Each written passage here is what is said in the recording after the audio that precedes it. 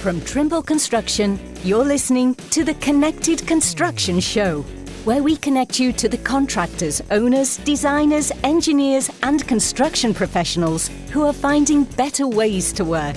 And now, here's your host, Matt Sprague. All right, so now we're going to pivot from our conversation last week, which was the data availability topic around operations and maintenance. And now we're going to kind of, as I mentioned, I think last week we're going to double click. Now we'll maybe just move over into the same idea, but now with our head wrapped around the planning and design phase. So opening it back up to everybody. So we, Joe, Aaron, Zach, and Rick, so in your views, what data is critical at the planning stage to properly scope a project, or whether it's replacing something or whether it's just updating an existing. So like what or where is the data most effectively obtained? We operate a couple of really large water reclamation facilities that have lots of assets in them. And a vast majority of those assets are interrelated with one another, right? Pumps and associated valves and instrumentation and devices. So as we're contemplating a new project, where perhaps we have a set of pumps that are at end of life, it's really important for the group that's planning or designing that new project to understand, well, yeah, somebody told us they need to replace the pumps, but what else should we be contemplating replacing associated with that pump, right? Because the people on the O&M side said the pump's bad, it needs to be replaced. But if we're going to go through the effort to replace that pump, right, looking at potentially upping technology with the pump, changing, various things associated with the pump, should we also be looking at the piping that's on the suction and discharge side of that pump, for example? Maybe that's 2 years from the end of life. It doesn't have any current problems now, but if we're here doing a project, what else should we be doing, right? And I think one of the challenges that we are currently trying to overcome is how do we efficiently get the data for those ancillary assets associated with that pump, for example, to the people that are making planning and design decisions for the project being contemplated. And I think we're getting much better at that, but there's clearly a ways we can still go to reach our utmost level of performance, right? And it's again, it comes back to making sure those that are making the decisions in planning and design have all the access to the data that can allow them to make good decisions. Yeah, I like that response from Rick. I'll just add, right, when we think about planning and design, it's sort of a spatial exercise. What is the space needed to accomplish whatever the project scope or goals are? It's a new facility, so what is an approximate, square footage of that facility? Where do we have that amount of square footage available to us, and what other infrastructure exists today in that location or in proximity to that location? So there's sort of a spatial exercise, or if there is something already there, but this is prime real estate for the goal it's trying to accomplish, the project is trying to accomplish, do we need to relocate something somewhere else? And, there's sort of a spatial arrangement of, where do we place this particular, piece of a building or an infrastructure or assets or equipment. But yeah, to Rick's point, I think that's very intelligent. We also have to know, of things nearby, right? What is their condition? The amount of effort it takes to stand up a new project, get contracts going, get funding going, right? The momentum there is really important in establishing some additional scope, right? You just have to be careful not to let that scope creep too large. And that's really sort of the job of project managers and engineers and designers to help maintain that scope and put it in a box that's still going to accomplish the goals of the project without overshooting the budget by too much, right? But you only get so many chances to go in and replace or fix aging infrastructure. So it's really important to try to take advantage of that while the opportunity is hot. Yeah, and this is something that I know Zach and Joe will appreciate, and I'm sure Rick will as well. But it's really about having good quality existing condition base maps in place that designers, planners can use in their efforts and work. That we know, if, for example, if we need to tap in for power for a new building or sanitary sewer, that it's not going to disrupt or cause conflict with existing systems up or downstream that's tying into. And in many cases, we can leverage modeling software within GIS to perform those models and analytics to kind of get a rough order of magnitude. But we really want to make sure that the information is there and available for them to make those decisions, because ultimately, when we start looking at maybe something that's more along the lines of a design build, we want to really reduce the amount of risk and unknown to the builder, so that we get a more credible, accurate bid that's coming in, because that information in those preliminary designs, be it 15% or so, accounts for not needing to do additional verification or work. That a lot of those calculations and risks and unknowns have been calculated based off of data that, again, we have confidence in, and have made those informed decisions on in advance, or that the agency and organization has already kind of taken on some of those risks in their calculations. So it ultimately produces or can produce a better bid through producing a better plan and ultimate preliminary design that would go out for bid. Yeah, what you guys said there is really kind of interesting. I think Aaron and I kind of took at it two slightly different approaches, but ultimately, at least from my perspective, and I suspect others here on the podcast would agree with it, the vast majority of challenges we have coming out of planning and design and going into construction, which we'll talk about a little bit later, is we didn't have good data available for planning and design, and that now has resulted in challenges as we move to that next step. So, right, the low-hanging fruit is get better information in planning and design from what you already have. That will make the future better. Absolutely, and I think the striking while the iron's hot. Planning, the challenge of planning really is making a lot of very big, difficult decisions in a very short amount of time, based on the best available data. And I think this is where if technology has changed and made this thing, made this delivery process, I think it stands to aid the planning and initial design process, best. And I think there's an anecdote that comes to mind, right, where there's been some certain area at the airport. There have been some questions as to distances between various existing structural elements for some sort of rehab project and underground utilities. And currently, while we are in the process of really federating all the different pieces and parts of information and representing as a 3D model, it is incomplete. However, where it is in its current state, I'm finding we're able to answer questions a lot quicker that are at least to the precision that's required at a planning phase than ever before. And the one specific example comes to mind where previous project had wrapped up, and as part of the closeout, there was a LiDAR scan done of the area.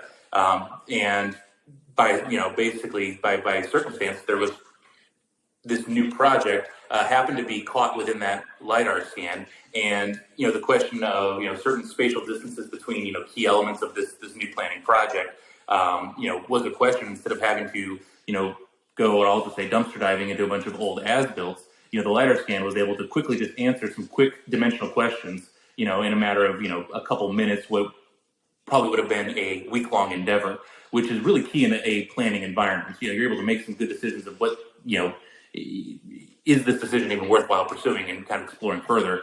And so there's been a lot of value to that. And, I think structuring existing information, in whatever form you have it, in the planning phase, I found just, more information is better than less. There's really not much conditioning, required, because you almost have a Swiss Army knife thing. So by that I mean, having an old hand-drawn as-built, having a building information model, regardless of the level of development, having a LiDAR scan, having photography, having all these different pieces, having a GIS map of the general area. All of those tools are really, used by planning departments to really, make these decisions. And I think that is, certainly something that's, fundamentally changed from even 5-10 years ago. Yeah, we talked a bit before about that single source of truth for data, and I think, you kind of got me thinking. You said, sifting through, hundreds, thousands of as-builts. I think document control, records management control is critically important. It shouldn't be acceptable to have to sift through hundreds, thousands of PDFs, right? Or even, drawing files to try to determine what's the latest, what's most current. But they do need to be organized, and they need to be not just organized in a single location, but they need to be searchable, filterable, so that to be able to answer those questions quickly, Zach, as you noted, someone can go and find quickly what they need and have the confidence that it's the most accurate representation for them to get the data that they need to be able to advance their plan or design efforts.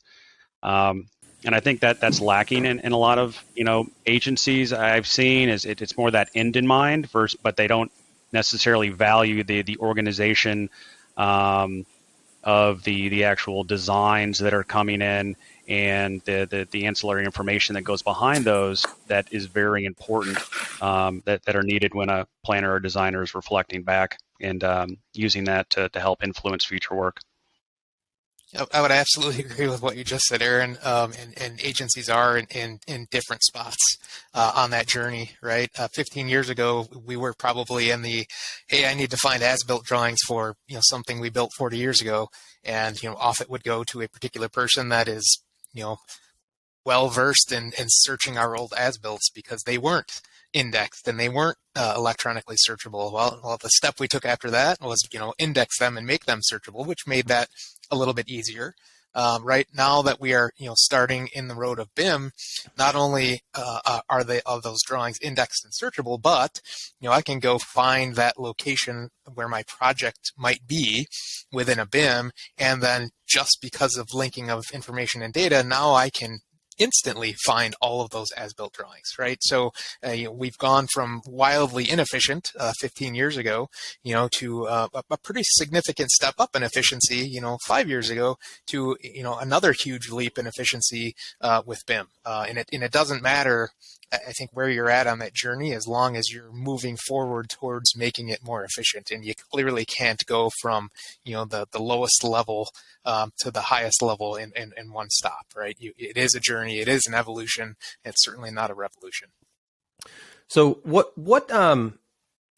pitfalls can be avoided by having efficient access to this information? And I'm going to add kind of like another layer and maybe an example, right? So, excuse me. So, Rick, within the city of Milwaukee, for an example, you're talking about good asset data to help with planning and design of new assets or rehabilitating assets. However, I also feel there is and I'm assuming within aviation there's similar scenarios, that if that asset information and subsequent planning information is not made available to roads and bridges, the perfect example always is like, hey, we just redid this section of road, and then the next year you're like, I'm digging it up because that information was not made available. So I see that as an obvious example of a pitfall. So reiterating my question after I went on my bit of a narrative there, what pitfalls can be avoided by having efficient access to the information that you're talking about? Well, you mentioned one of them, right? And one of the significant ones is, our organization is pretty large. O'Hare Airport is pretty large. Lots of projects going on at any given time, right? In our world, at any point in time, we might have 150 capital projects at one point or another in their life cycle. And most of them are not sitting off on an island, right? They can and are interrelated to one another. So making sure that, what somebody is doing on project A can be efficiently understood and learned by somebody associated with Project B is critically important, because again, you don't want to build that road that you dig up a year later. So there needs to be some communication between those two projects to say, hey, maybe you shouldn't do this last segment of road because we need access to that to do our bridge, for example, right? And I think technology and enterprise systems, we've always had the ability to do that communication. It's just, the person that's responsible for Project A, he doesn't really care about Project B. So I think with technology, we are able to make that communication so efficient that you don't have to search it out as often as you would have in the past, that it's there and you have access to it. And I think that's what's been hugely beneficial in helping us avoiding some pitfalls in that area.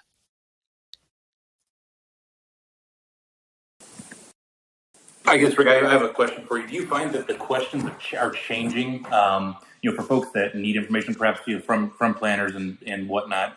I think one observation that I've made is, I've heard the question changing from, I need an as-built. Can you dig that up? And, if you were to, probe a little bit deeper, and this may be a couple of years ago, but if you probe a little deeper, is, what is the actual question you're trying to answer? And then realizing, well, the as-built will certainly answer that information, but there's, all these other tools or other ways you can kind of look at this. There's a map, there's a BIM model, there's something else that'll actually answer the question not only better, but certainly quicker. Are you finding that the questions are changing, or do you see a change in the staff of folks that aren't in the day-to-day of dealing with the data? Yeah, I think, absolutely. To your point, the questions are changing because, I think years ago, right, the question was simply, I need something about this, and I'm going to hopefully find it in an as-built to, I think now people already understand that as-built exists, so they don't have to ask that question. They're innately already thinking, one step further down in detail to, okay, I know this information exists. What other information about that asset might be beneficial to my planning and design of this next project, right? So they're, I think they're automatically being able to assume that they have access to that first base level of information, and their brains are already working down to go one step further than they might otherwise, right? The level of effort maybe is still the same, but they're getting a lot more bang for their buck than they had in the past. Yeah. And I will add from the perspective of pitfalls that can be avoided. The last thing we want to do when we are planning and designing a project and then it moves into construction and commission is to find out late in the game from our facilities management people or, our operational divisions sort of on the other side of the organization that, there was a piece of equipment or, a pipeline that the project didn't touch and it should have. And that piece of equipment or pipe or whatever other asset, is old. It has a history of maintenance issues or failures. Why didn't we address this by the project? Right? That's the last thing you want to hear late in the game. So I think that pitfall can be avoided by, everything my colleagues have just said, but also, better informed systems on the EAM or CMMS side of the organization, right? And that's sort of what we were talking about last week is the importance of capturing that historical information of a particular asset, piece of equipment, et cetera. We need to know, what its criticality is to the operation and to the business. Some things are just frankly more important than others because if they break downstream of that particular system, it could cause catastrophic events or emergency events, whereas other assets can break and they don't necessarily cause any, glaring issues or fires that need to be put out, so to speak. So we need to know kind of the importance or criticality of each asset that the organization has to maintain. And also what its history is. How old is it? What is its, manufacturer expected lifetime? Has it had, a surprisingly large amount of maintenance or failures reported on it throughout its history? And therefore, can we assume that the asset may not actually last through its whole life cycle? So that historical information really needs to be captured and informed the planning and design process, in addition to all of these kind of as-built record and reality capture and other methods of getting data that we have today. Again, that merging of sort of the past and the present becomes really important to make the right scope decisions. So, actually, believe it or not, this section we're coming up on time quickly. So I got one more question, and again, I'm not limiting how long it takes to answer it. I'm just saying we got one more. So when we're talking about the planning and design, we have planning design of new construction and rehabilitation or replacement for assets. Is one more difficult than the other for the planning and design perspective? And if so, why? Well, yeah, I think they both have their challenges, and their challenges are somewhat unique. Certainly some of the challenges are the same.